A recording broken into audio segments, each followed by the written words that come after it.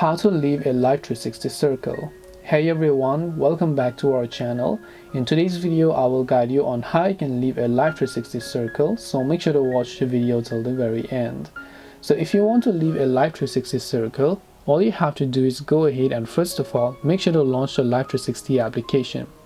Once you launch the Life360 app, right here you can see this type of interface where first of all make sure to select the correct circle from which you want to leave. So if it is this circle, you have to select this one. If it is this, you have to select that one.